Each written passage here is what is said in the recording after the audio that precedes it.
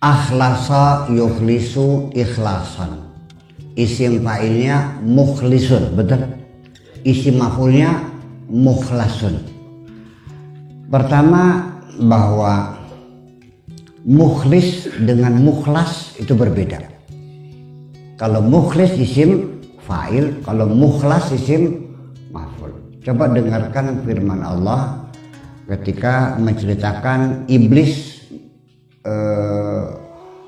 dendam kepada manusia karena gara-gara manusia iblis diusir dari surga. Dia mengatakan, qala fa bi'izzatika la ughwiyannahum ajmain illa ibadaka minhumul mukhlasin. Awas, bacanya jangan salah. Illa ibadaka minhumul mukhlasin. Mananya, aku bersumpah demi kebesaranmu ya Allah, manusia akan kugoda semuanya. Tetapi ada orang-orang yang tidak mempan digoda oleh aku, yaitu minhumul mukhlasin, orang-orang yang mukhlasin, yakni ikhlasnya sudah 100%, sudah disestempel, ya kan, dilak, yang sudah tidak bisa dipermainkan oleh setan-setan itu. Kalau kita ini mentok-mentoknya mukhlisun, belum sampai mukhlasun, itu artinya kita lagi berupaya ingin menjadi orang yang mukhlis, orang yang ikhlas. Itu bedanya. Jadi artinya tetap kita selalu mudah tergoda oleh setan.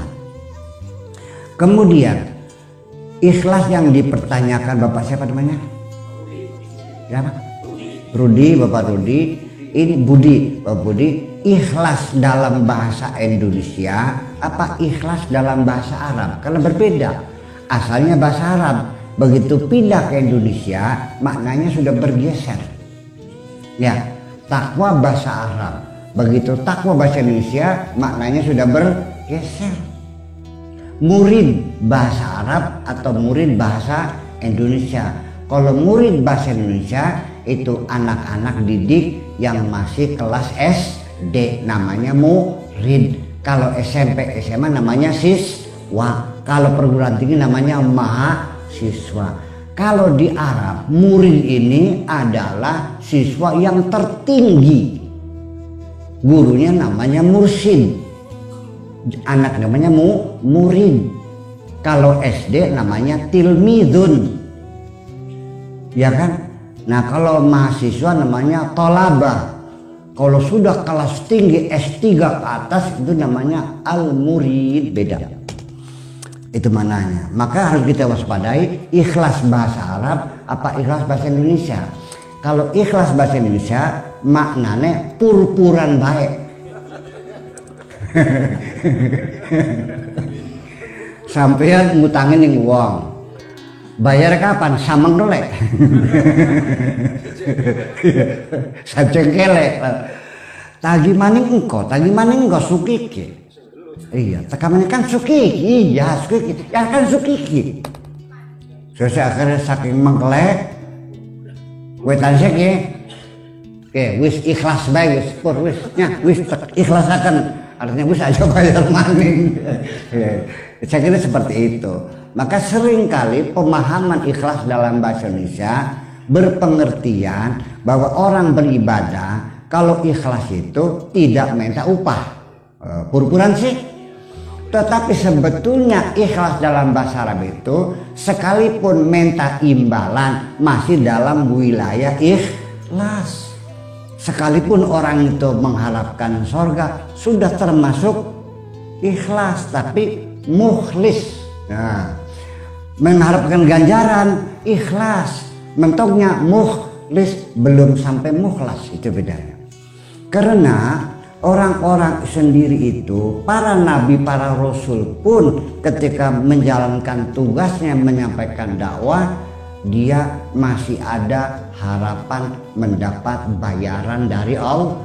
Mari dengarkan firman Allah.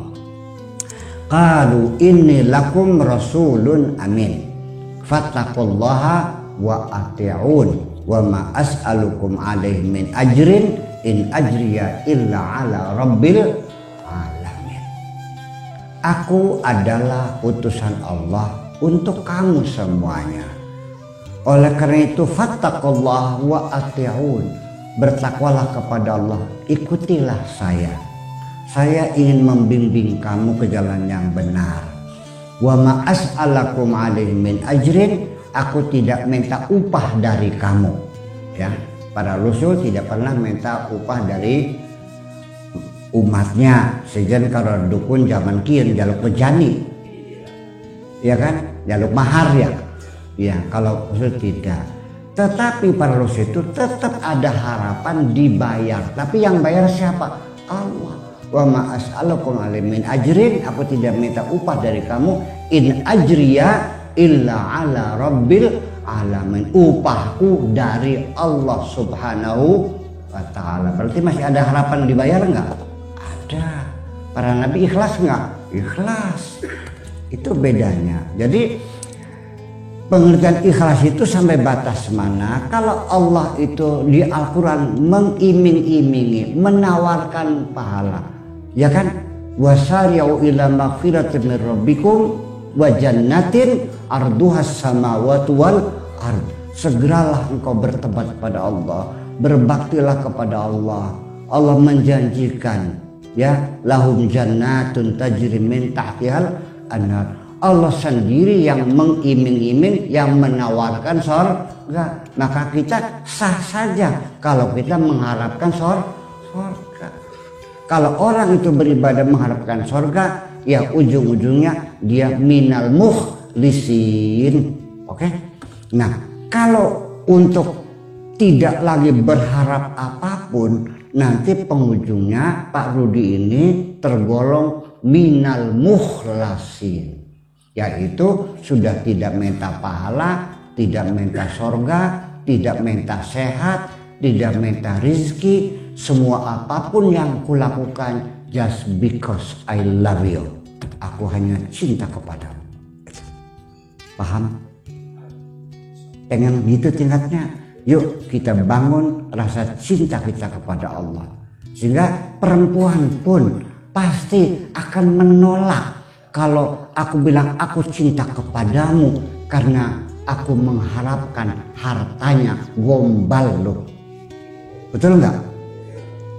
Perempuan juga akan menolak cinta kita kalau mengatakan aku cinta kepadamu karena bapaknya jadi menteri, barangkali saja diangkat jadi pegawai negeri. Gombal kamu ini semuanya.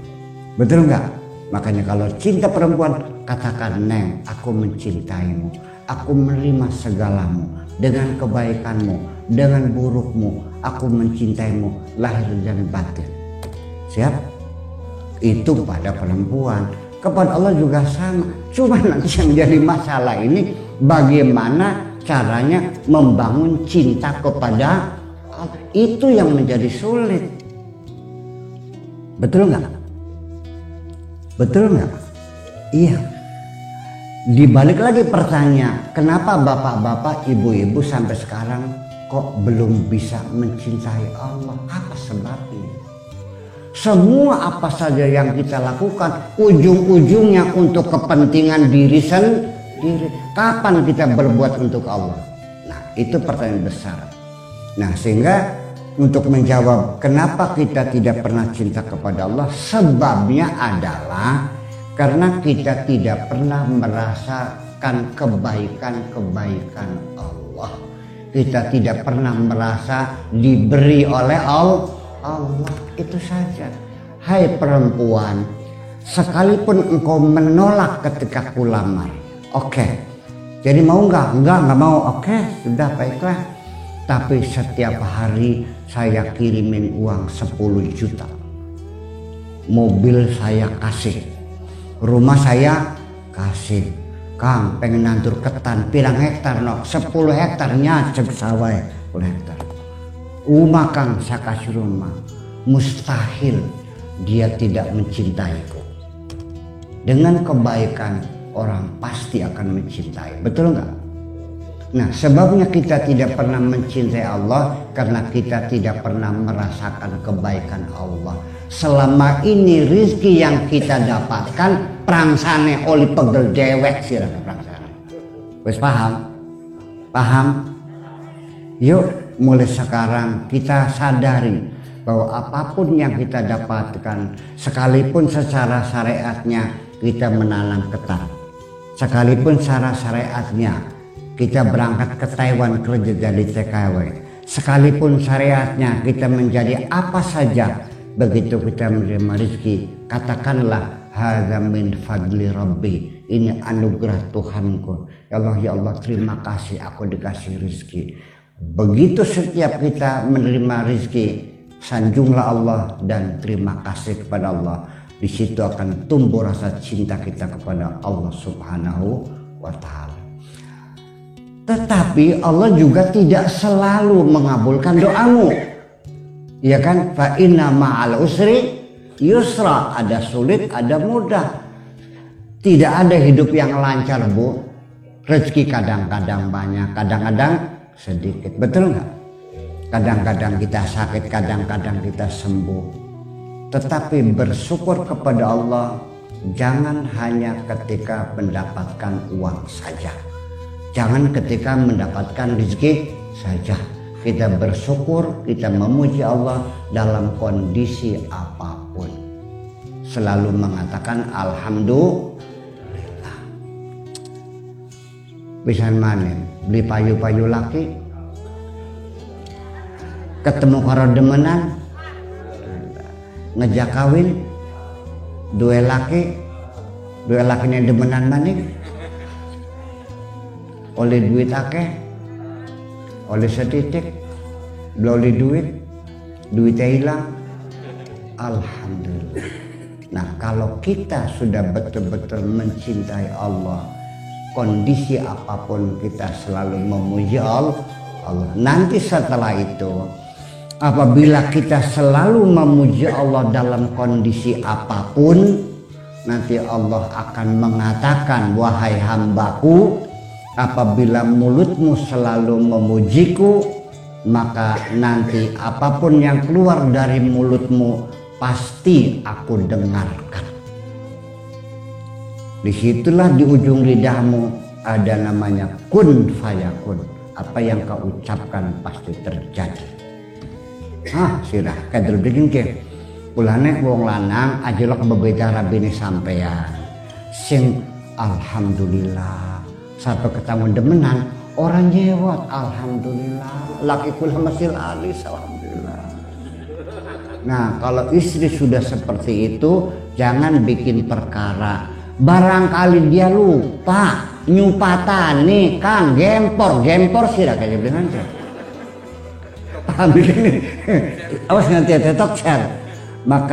Makanya sekali lagi, tetapi bagaimana caranya kita memuji Allah itu ada petunjuk dari Allah.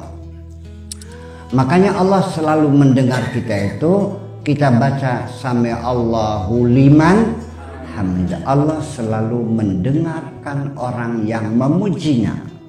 Tapi bagaimana cara memuji Allah itu? Tidak boleh setengah-setengah. Tumplakkan kabel blak. Tidak ada ruang-ruang kosong. Tidak ada tetesan-tetesan terakhir. Tumpahkan semuanya. Rabbana lakal hamdu. Ya Allah, kami selalu memujimu. Seberapa banyak kau memuji Allah? Mil'us samawati sakabekeng langit, wa mil'ul ardi lan sakabekeng bumi, wa mil'u ma syi'ta min syai'in ba'du lan sakabeke seberang kanan yang langit lan sakabeke seberang kanan yang bumi. Pujilah Allah selalu. Oke? Mulai hari ini jangan ada air mata terbuang-buang. Tidak perlu menyedihi yang hilang, mesti terlalu banyak nikmat Allah yang patut engkau syukuri. Amin. Wis tadi balik apa jeneng iki. Semua udah baik nggih. Aduh pengen nikmat terus menjaga sesebungi gitu. Jadi ujungnya pada akhirnya mah saya hanya meminta maaf barangkali ada ucapan yang kurang pantas, dan saya berharap mudah-mudahan apa yang sampaikan bisa memberi manfaat dan kesejukan di hati kita semuanya. Amin ya rabbal amin. Maka salam-salam moga-moga Allah memberikan hidayah kita semuanya. Bismillahirrahmanirrahim. Rabbana auzi'na an nashkura ni'mataka allati an'amta 'alaina wa 'ala walidayna wa an na'mala salihan tardah وادخلنا برحمتك في عبادك الصالحين ربنا آتنا في الدنيا حسنة وفي الآخرة حسنة وقنا عذاب النار وصلى الله على سيدنا محمد وعلى آله وصحابته أجمعين سبحان ربك رب العزة عما يصفون وسلام على المرسلين والحمد لله رب العالمين.